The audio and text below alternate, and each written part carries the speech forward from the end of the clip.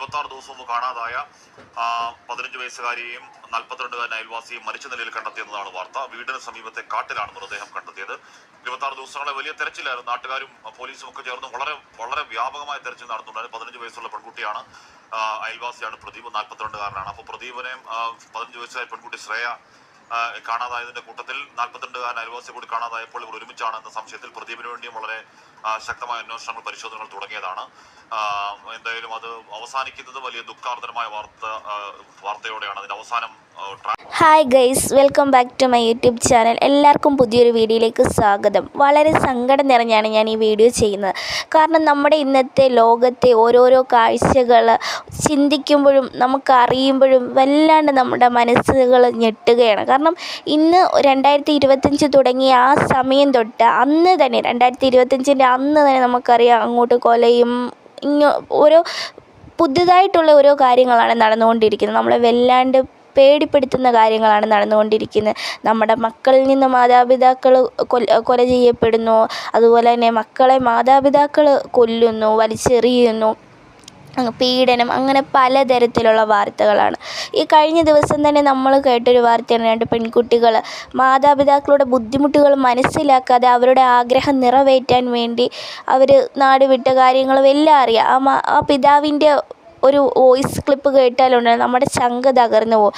ജീവിതത്തിൻ്റെ 2 അറ്റങ്ങൾ കൂട്ടിമുട്ടിക്കാൻ വേണ്ടി ഒരുപാട് കഷ്ടപ്പെടുന്ന ഒരു പിതാവാണ്. അപ്പോൾ മകളുടെ പിരികം ത്രെഡ് ചെയ്യുക, മുടി സ്ട്രെയിറ്റ് ചെയ്യുക, അങ്ങനെയുള്ള നമ്മൾ പറയത്തില്ലേ, ആവശ്യമില്ലാത്ത കുറച്ച് കാര്യങ്ങൾ നിറവേറ്റാൻ ആ പിതാവിന് ഇപ്പോൾ മോഡേണായിട്ട് നടക്കണമെന്ന് എല്ലാ പെൺകുട്ടികളുടെ ആഗ്രഹമായിരിക്കും. പക്ഷെ നമ്മുടെ വീട്ടിലെ സാമ്പത്തികവും നമ്മുടെ വീട്ടിലെ ബുദ്ധിമുട്ടും മനസ്സിലാക്കി അത് ഇപ്പോൾ പഠിക്കുന്ന പെൺകുട്ടികളാണ്, അല്ലെങ്കിൽ പഠിച്ചൊരു ജോലി മേടിച്ച് തന്നെ ചെയ്യുവാണെങ്കിൽ അതിനൊരു അന്തസ്സുണ്ട്. നമ്മുടെ മാതാപിതാക്കളെ കഷ്ടപ്പെടുത്തി അവരെ എത്ര ഊറ്റിപ്പിഴിഞ്ഞ് ഇന്നത്തെ കുട്ടികൾക്കൊന്നും മാതാപിതാക്കളുടെ വിയർപ്പിൻ്റെയോ അല്ലെ അവർ അധ്വാനിക്കുന്നതോ അവരെങ്ങനെ പൈസ ഉണ്ടാക്കുന്നതോ ഒന്നും അവർക്കറിയത്തില്ല. അവർക്കിങ്ങനെ നമ്മൾ അവർ ആവശ്യങ്ങൾ പറയുമ്പോൾ അത് അപ്പം നടത്തി കൊടുത്തു കഴിയുമ്പോൾ ഒരു സമയം അത് നടത്തി കൊടുക്കാൻ കഴിയാതെ വരുമ്പോൾ അവർ നമ്മളെ കുറ്റം പറയുന്നു. അവർക്ക് നമ്മളോട് വെറുപ്പും അറപ്പും തോന്നും. അവർ നമ്മളെ കൊല്ലാൻ വരെ കൂട്ടാക്കുന്ന ഒരവസ്ഥയിലാണ് ഇന്നത്തെ കാലഘട്ടം പൊയ്ക്കൊണ്ടിരിക്കുന്നത്. അങ്ങനെ ഇപ്പം നമുക്ക് ലജ്ജ തോന്നുകയാണ്. നമ്മുടെ മക്കളെ നമ്മൾ പേടിക്കണം, നമ്മുടെ മാതാപിതാക്കളെ നമ്മൾ പേടിക്കണം.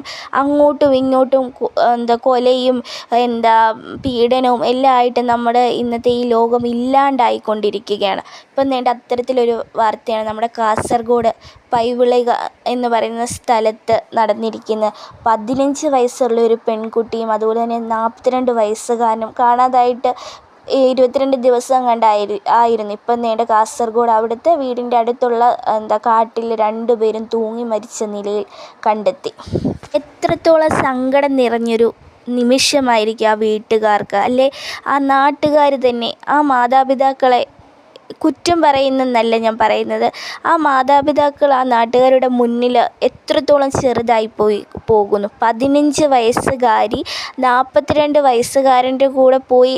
ഇനി നമുക്കതിൻ്റെ ബാക്കി കാര്യങ്ങളൊന്നും അറിയത്തില്ല, തൂങ്ങി മരിച്ച നിലയിലാണ്. അപ്പോൾ അവിടെ എന്തെങ്കിലും ഒരു ദുരൂഹത കാണും, അല്ലെ പയ്യനും അല്ലെ 42 വയസ്സുകാരനും 15 വയസ്സുകാരെയും കൂടെ ചിലപ്പോൾ ഇഷ്ടത്തിലായി കാണും. അപ്പോൾ അവർ ഇറങ്ങിപ്പോയി ഇങ്ങനെ വല്ലതും ചെയ്ത് കാണും. പക്ഷേ ഈ ഒരു ലജ്ജ തോന്നുകയാണ് ഇങ്ങനത്തെയൊക്കെ വാർത്ത കേൾക്കുമ്പോണ്ടല്ലോ. നമ്മുടെ കുട്ടികളെ പറ്റി ഓർക്കുമ്പോൾ എനിക്ക് ശരിക്കും പറഞ്ഞാൽ ഒരു ലജ്ജയും പേടിപ്പെടുത്തുകയാണ്. ഇനി നമ്മുടെ മക്കളെ എങ്ങനെ നമ്മൾ വളർത്തിയെടുക്കും, ഏത് രീതിയിൽ നമുക്ക് വളർത്തിയെടുക്കും, നമ്മുടെ കുഞ്ഞുങ്ങളുടെ ചിന്താഗതി എന്താകും, അവരെന്തൊക്കെയാണ് ചിന്തിച്ച് കൂട്ടുന്നത് എന്ന് നമുക്കതൊക്കെ ഓർക്കുമ്പോൾ ശരിക്കും പറഞ്ഞാൽ പേടിയാവും. ഈ മാതാപിതാക്കളെ പറ്റി പറയുകയാണെങ്കിൽ അവർ തൻ്റെ മകളെ എവിടെ പോയി എന്ന് എത്രത്തോളം മനസ്സ് നീറിക്കഴിഞ്ഞതാണ്. ലാസ്റ്റ് കേൾക്കുന്ന വാർത്തയോ അത് പുറത്ത് കേൾക്കുമ്പോഴെന്തുവാ, 15 വയസ്സുകാരി 42 വയസ്സുകാരൻ്റെ കൂടെ പോയി. ഇനി ബാക്കി അവിടുത്തെ നാട്ടുകാർക്കും കാര്യങ്ങൾക്കൊക്കെ അല്ലേ അറിയത്തുള്ളൂ. അപ്പോൾ ഇന്നത്തെ സമൂഹത്തിൻ്റെ ആ പോക്ക് ഏത് രീതിയിലാണ് നമ്മൾ ചിന്തിച്ച് നോക്കുമ്പോഴുണ്ടല്ലോ മനസ്സിനെ വല്ലാണ്ട് വേദനിപ്പിക്കുന്നുണ്ട്.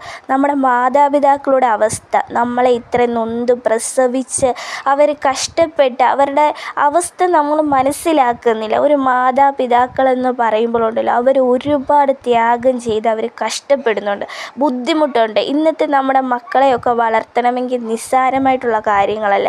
പണ്ട് ഇപ്പം എനിക്ക് 2 മക്കളാണ്. അപ്പോൾ അതിനെ 2 ട്വിൻസ് ഇരട്ട കുഞ്ഞുങ്ങളാണ്. അപ്പോൾ അതിനെ എത്രത്തോളം കഷ്ടപ്പെട്ട് വളർത്തുന്നത്, അതുങ്ങളുടെ വാശിയും കരച്ചിലും. അപ്പോൾ എൻ്റെ മാതാവ് പറയും, പണ്ടൊക്കെ ഞാനും എൻ്റെ ചേട്ടത്തിയും 1 വർഷത്തെ ഗ്യാപ്പിലാണ്. അപ്പോൾ അവർ പറയുന്നത് എന്താ, നിങ്ങളൊക്കെ വളർന്നത് എങ്ങനെയാണെന്ന് ഞങ്ങൾക്ക് പോലും അറിയത്തില്ല, ഇത്രയൊന്നും പാടില്ലായിരുന്നു. പക്ഷേ ഇന്നത്തെ കുഞ്ഞുങ്ങളെ വളർത്താനും അവരുടെ വാശിയും നിർബന്ധമൊക്കെ ഒരു പ്രത്യേക തരമാണ്.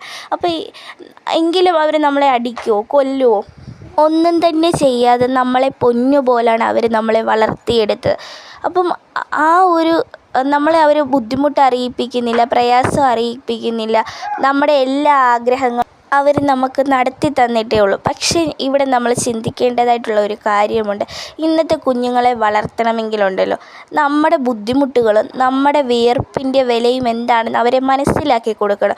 അവരൊരു കാര്യം ആവശ്യപ്പെടുകയാണെങ്കിൽ ആ സെക്കൻഡ് തന്നെ മേടിച്ച് കൊടുക്കാതെ പിന്നെ എപ്പോഴെങ്കിലും അവർക്കൊരു സർപ്രൈസായിട്ടോ അങ്ങനെ വല്ലതും മേടിച്ച് കൊടുക്കണം. നമ്മൾ അവർ പറയുമ്പോൾ, ആവശ്യപ്പെടുമ്പോൾ അപ്പോൾ ചെയ്തു കൊടുക്കുമ്പോഴുണ്ടല്ലോ, പിന്നെ ഒരു കാര്യം അവർ പറയുമ്പോൾ നമുക്ക് ചെയ്തു കൊടുക്കാൻ പറ്റിയില്ലെങ്കിൽ ഈ മക്കൾ നമ്മുടെ ശത്രുക്കളാവും. അതുവരെ നമ്മൾ അവർക്ക് എന്തൊക്കെ ചെയ്തു കൊടുത്തു, അവരെ എങ്ങനെ നമ്മൾ നോക്കി എന്നൊന്നും അവർ ചിന്തിക്കത്തില്ല.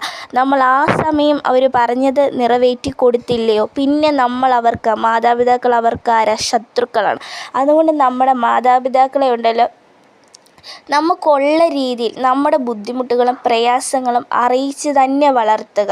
അങ്ങനെയാണെങ്കിലുണ്ടല്ലോ, ഇപ്പം നമ്മുടെ കൊക്കിനൊതുങ്ങുന്നതേ ചെയ്യാവൂ എന്ന് പറയുന്നത് പോലെ നമ്മുടെ കയ്യിൽ ഒതുങ്ങുന്ന രീതിയിൽ നമ്മൾ വളർത്തിയാലുണ്ടല്ലോ, കുറച്ചൊക്കെ നമ്മുടെ കുഞ്ഞുങ്ങളെ നന്നായിട്ട് വളർത്താൻ പറ്റുമെന്ന് എനിക്ക് തോന്നുന്നു. പിന്നെ ഇന്നത്തെ കാലഘട്ടത്തിൽ നമ്മുടെ കുഞ്ഞുങ്ങൾ കാണുന്നതും കേൾക്കുന്നതും അവരോട് പരിചയപ്പെടുന്നവരൊക്കെ എങ്ങനെയാണെന്ന് നമുക്ക് ചിന്തിക്കാൻ പറ്റാത്ത രീതിയിലുള്ള ലെവലാണ് പൊയ്ക്കൊണ്ടിരിക്കുന്നത്. കാരണം ഇപ്പോൾ ഒരു ഫോൺ ഒരു TV ഒരു വാർത്ത വെച്ച് കൊടുത്താൽ കൊലയും കുറ്റവും അതുപോലെ തന്നെ പീഡനവും തട്ടിക്കൊണ്ടു പോകുന്നതും ഇറങ്ങിപ്പോകുന്നതും, വീട്ടിൽ നിന്ന് വഴക്കുണ്ടാക്കി ഇറങ്ങിപ്പോകുന്നതും, മാതാവിനെ കൊന്നതും അങ്ങനെയുള്ളതൊക്കെ വാർത്തയാണ്. അപ്പോൾ ഇതാണ് നമ്മുടെ കുഞ്ഞുങ്ങൾ ശ്രദ്ധിക്കുന്നത്. അതുപോലത്തെയുള്ള സിനിമകളും കാര്യങ്ങളും ഒക്കെ കാണുമ്പോൾ നമ്മുടെ കുഞ്ഞുങ്ങളുടെ മൈൻഡുകളും അങ്ങനെ മാറിക്കൊണ്ടിരിക്കുന്നു. അതുപോലെ തന്നെ നമ്മുടെ കുഞ്ഞുങ്ങൾ പരിചയപ്പെടുന്നവർ അവരൊക്കെ എങ്ങനെയാണ്, അവർക്ക് ആ ഒരു രീതി കാണുമ്പോഴുണ്ടല്ലോ, നമ്മുടെ കുഞ്ഞുങ്ങളും അങ്ങനെ ആയിപ്പോവും.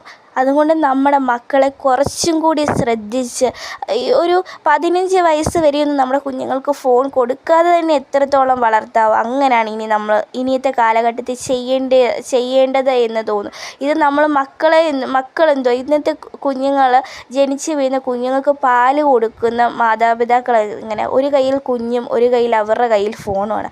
അപ്പോൾ ഈ പൊടിക്കുഞ്ഞ് വരെ എന്താണ് ഈ ഫോൺ ശ്രദ്ധിച്ചുകൊണ്ടിരിക്കുകയാണ്. അതുകൊണ്ട് നമ്മുടെ കുഞ്ഞുങ്ങളെ കുറച്ചും കൂടി ശ്രദ്ധിച്ച് വളർത്തിയാൽ നമുക്ക് നാളെ ഇങ്ങനൊരവസ്ഥ വരാതിരിക്കും. ഇങ്ങനെ പറയാനുള്ള പ്രധാനപ്പെട്ട കാരണം എന്താണെന്നറിയാം, ഓരോ മാതാപിതാക്കളുടെ കണ്ണുനീര് കാണുമ്പോൾ ഉണ്ടല്ലോ വല്ലാണ്ട് ചങ്ക് പിടയുന്നു. കാരണം നമ്മുടെയൊക്കെ വീട്ടിൽ ഇങ്ങനെയൊന്നും ഉള്ള ഒരവസ്ഥ വരാതിരിക്കട്ടെ എന്ന് ഞാൻ ആത്മാർത്ഥമായിട്ട് പ്രാർത്ഥിക്കുന്നു. എല്ലാ മക്കളെയും ദൈവം രക്ഷിക്കട്ടെ എന്ന് ഞാൻ പ്രാർത്ഥിക്കുന്നു. ഒരുപാട് സങ്കടമുണ്ട്. കാരണം ഇങ്ങനെയൊക്കെ മാതാപിതാക്കൾ കേൾക്കേണ്ടി വരും. അവർ മറ്റുള്ളവരുടെ മുന്നിൽ പഴിക്കപ്പെടും എന്നൊക്കെ ചിന്തിക്കുമ്പോഴുണ്ടല്ലോ വല്ലാണ്ടൊരു സങ്കടമായിട്ടുള്ളൊരവസ്ഥയാണ്.